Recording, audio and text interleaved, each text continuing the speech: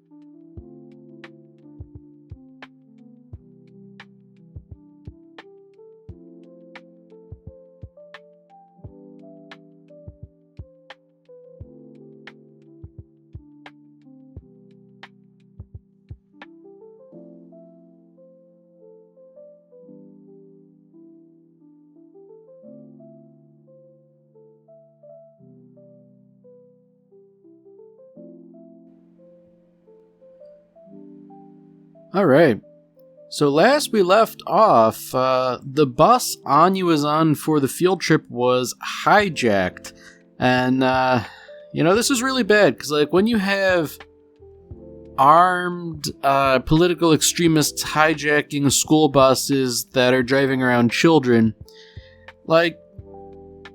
there's really no good way that this ends, already it's sort of become a problem that Eden Academy is aware of, and really, what do you do? Because, in a sense, there's no better hostage than a child, someone who is, for all intents and purposes, totally innocent and sympathetic, I don't know, things are not good, and I guess things are especially bad for Anya, being able to hear everyone's thoughts. Being in an echo chamber like this, essentially hearing everyone freaking out, that would be, pretty difficult, So, Bazooka Bill here, he's talking tough right now, but, I think it's important to remember that he is still a kid, too, and that this is a very dire situation to be in. At least he put up a tough front. So, judging by where things are in the hijacking, we're swiftly approaching what was a very big cliffhanger in the manga, and I'm curious to see how they pull it off here.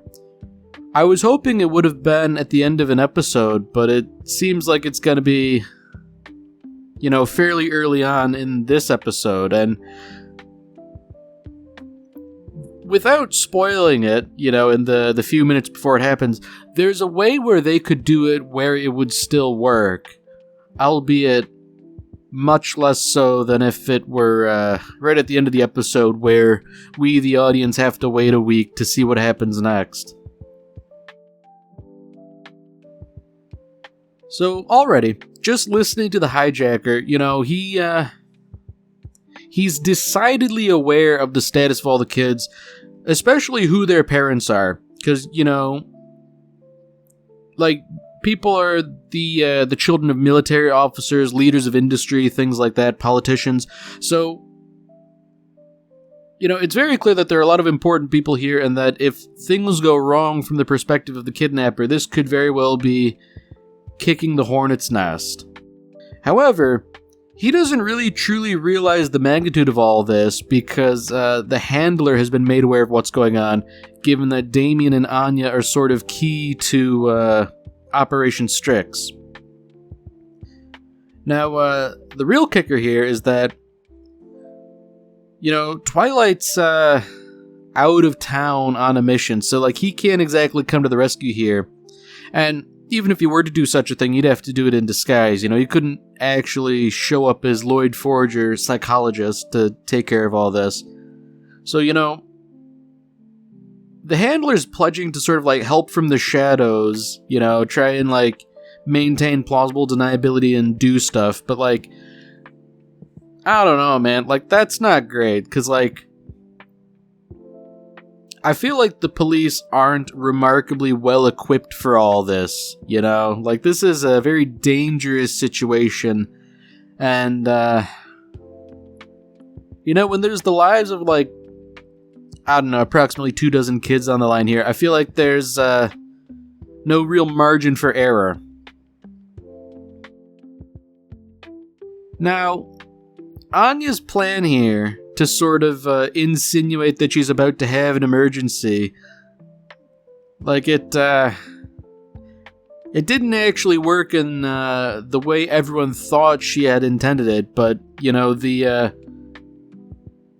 the kidnappers sort of thought of their destination, and therefore Anya was able to pick up on it. This is where things get real dangerous, because, on the one hand, Anya sort of has to, like, pretend she's not telepathic and all that she can't read minds. It's probably not that hard to fool, like, a fellow 6-year-old by coming up with a fairly plausible lie. But the big important thing is that now that Anya knows where they're going, naturally she's going to want to, like, send word to the outside world, but, how do you do that without getting caught? Because, like, this school bus looks like school buses I've ridden on, and if there's any similarity there, it's that the windows are very clunky, and, say you make a note that you're going to drop out the window, like, that's not an inconspicuous thing,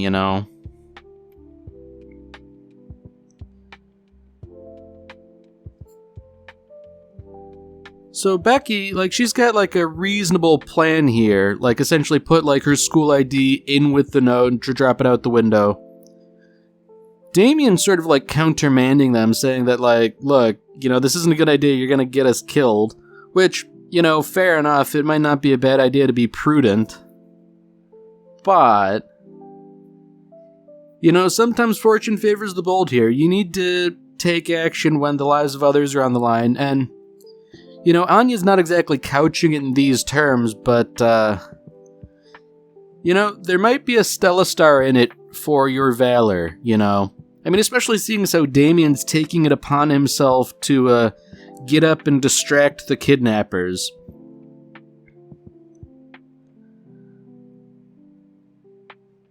So unfortunately, he and Anya are far too similar to one another for his own good. His plan to distract the kidnappers isn't, I wouldn't call it remarkably cogent, let's put it that way. Fortunately, if nothing else, he did give Anya and Becky the opportunity to send word to the outside world, although they weren't exactly, discreet about doing so. Probably to their detriment, honestly, because, like, the kidnapper doesn't know exactly what they've done, but, like, he's got a reasonable idea here. It's like, look, alright, something's going on. Now, it is nice in a way that some concerned citizens are initially upset that someone on that school bus was littering. That's a sign of a good society that, like, littering is cause for concern.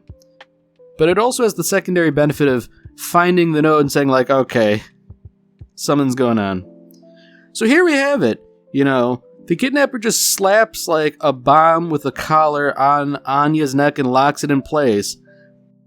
This was the big cliffhanger we got on December 23rd, about 2 years ago. The kidnapper's like, look, if any of you guys step out of line, I'm gonna blow Anya's head off.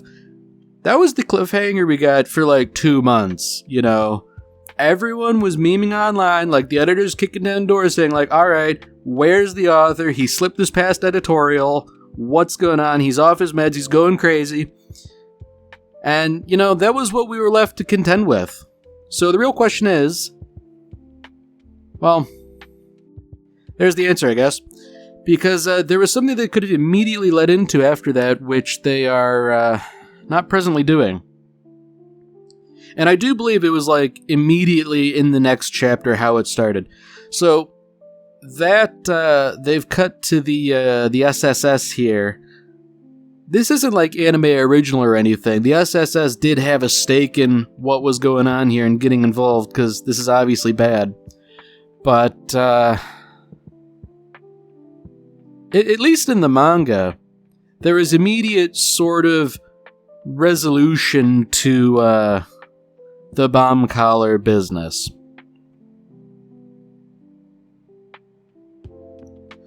Ooh. So here's something for Yuri. So, like, the poor guy, like, he does want to help his niece, you know, even if he doesn't especially care for her in particular. But, you know, he can't exactly show up, seeing as how it would compromise his identity as an officer, you know. As, like, a secret police officer, you can't exactly, like, go around making your business known. It is interesting, however, for Yuri that ultimately concern for his sister won out, and therefore, you know, he's gonna risk it. You know, he might have to go in disguise or something, but he's gonna beat the brakes off these hijackers one way or another. It is also interesting that, like, everyone is taking this very seriously. I mean, I suppose I shouldn't say interesting. It is only the natural thing, but that Becky's father is willing to start, you know, mobilizing people to take care of this, you know, that I think is something. Because, like, I'm given to understand he's essentially the head of, like, not Lockheed Martin, so, you know, like military contracting and stuff like that. He's got considerable resources. So now back to Anya. She's sort of like soaking in the reality that her life now hangs in the balance, and understandably, everyone else is all kind of upset about this, but immediately, the hijacker thinks to himself, yeah, it's not a real bomb, but it'll trick the kids and keep them in line. And yeah, like, this was, I do believe, the first page of the next chapter after the big cliffhanger, where Anya realizes it's a fake bomb, and she immediately starts acting all nonchalant about everything. You know, she doesn't tell anyone it's a fake bomb, but she just sort of, like, you know, just goes along with it. Like, it's almost like she's taking the time to kind of tease everyone about this, where, like, everyone thinks she's wearing a bomb around her neck, but it's just, like, you know, a metal box. Now, unfortunately, her reading of Damien's thoughts is that, like, she's really cool for, you know, keeping it cool like this, but, like, man. See, it's unfortunate that she really has sort of engendered more resentment against herself than anything else, you know? Like, I mean, it's not exactly a good thing to do optically, to, like, slap the bomb around your neck, you know, the supposed bomb. But, like, man. So, you know, good on Damien, at least. Like, he's offering to volunteer himself in Anya's place, you know. And the really impressive thing, I think, is that, like, this is far beyond the sort of valor that would be expected of most people, much less a little kid, you know? And I guess, to be fair, when you're put in a situation like this, and it's fairly clear that life and death is on the line here, like, I guess you do what you have to do.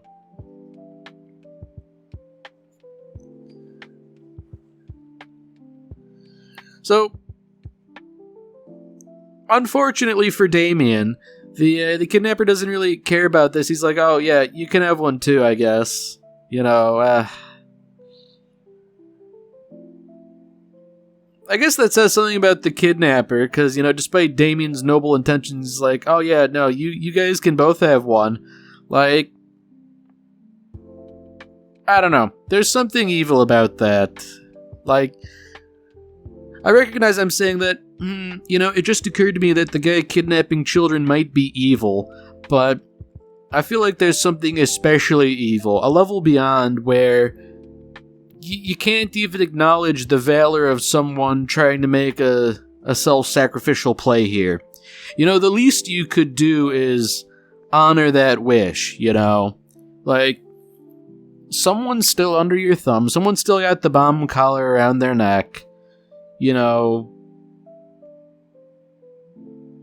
Like, I suppose it's not so bad, quote unquote, in retrospect, knowing that it's not a real bomb, but like, none of these kids know that.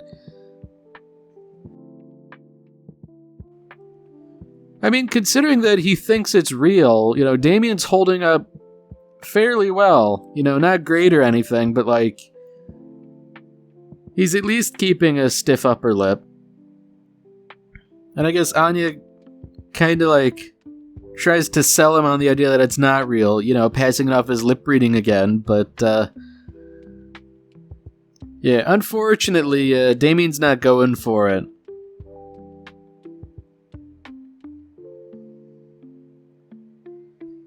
Oh dear. So it's kind of unfortunate, but Anya really can't seem to help herself sometimes. But, you know, beyond all that, you know, despite this being like a prime, I guess, time for the bomb to go off if it were to do so, you know, everyone survived. They're a bit, you know, roughed up a bit. It turns out the police had laid a spike strip to sort of puncture all the tires and everything, so things have hit the fan for the kidnappers. You know, they're surrounded, but they still have weapons and a bunch of hostages. So, like, you know, the kids are happy about all this. They're like, okay, the police are here to save us. We're safe. We're rescued and all that. But that's not true just yet. So the question is, like, where do you go from here? Because, like, the cops can't exactly storm the bus here. But at the same time, the incentive for the kidnappers is to stay in there and not get out. So, like, someone's got to make the first move here, and it's exceptionally dangerous, you know? Because, like, conceivably, you could have, like, a sharpshooter try and kill the kidnappers one at a time or something like that, but, you know, there's no guarantee that would solve the problem unless you get them all quickly. Although I guess the kidnappers have, you know, thought ahead here. They're covering up all the windows with cloth just so you can't get a good shot on any of them.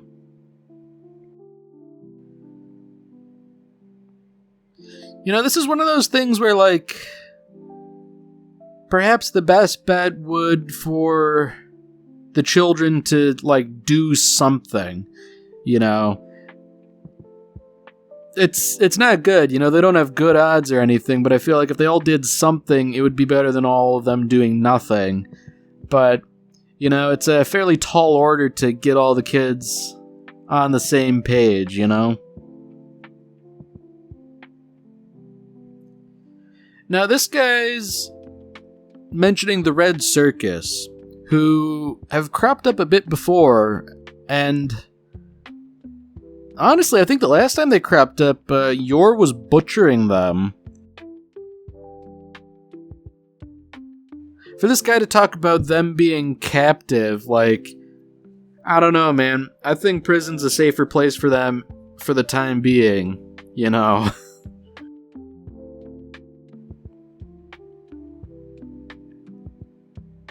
Ooh, so yeah, things are getting a bit dicey. The state security services are saying, like, look, we're not going to negotiate with these guys. Get ready to storm the bus. That ain't good, man. Like, especially because it's these funny little government agents showing up and saying, hey, police, you guys have got to do this. Like, yeah, you know, surely this is a plausible deniability thing where the police will get stuck with any blunder that happens.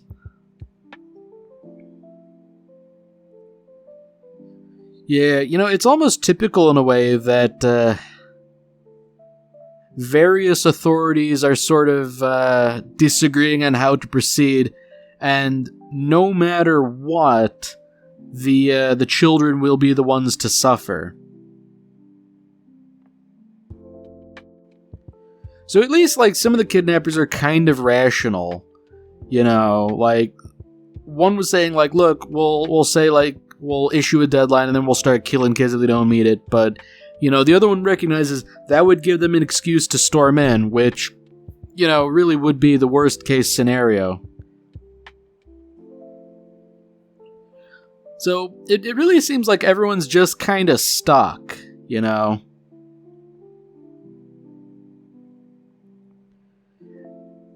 Now, Bazooka Bill here, like, he's saying, like, look, we're just children. We, by nature, have to rely on our parents, and that's okay.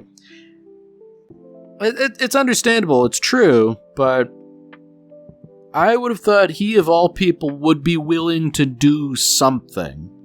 You know, I know he did sort of, like, speak out earlier, and he was kind of cowed by the kidnapper, but I feel like being the son of a general, I believe he mentioned it was, like, he should have some grasp of tactics and what to do and how to organize people.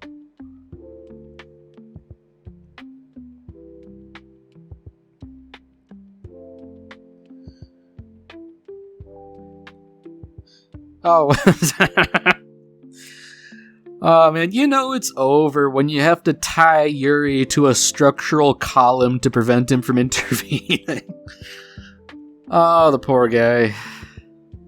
He does kind of deserve it. He really is a loose cannon. Like, I don't know, man. I feel like you really can't trust him further than you can throw him. Like, he has to be exceptionally gifted to have them keep him around despite the trouble he no doubt brings.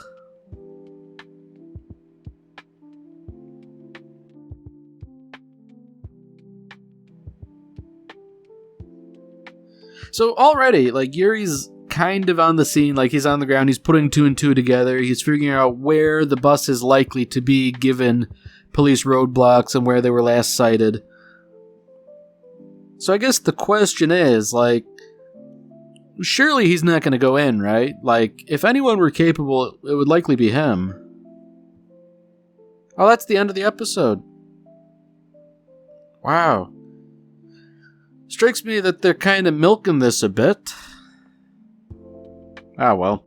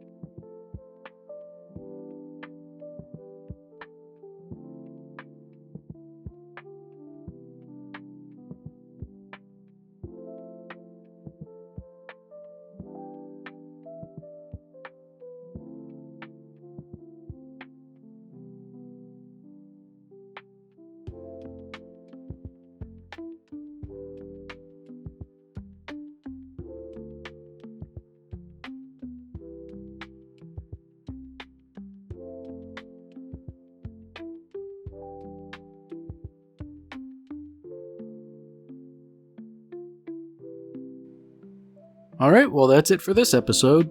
If you've enjoyed it, then by all means, tune in for the next one. See you, Space Cowboy.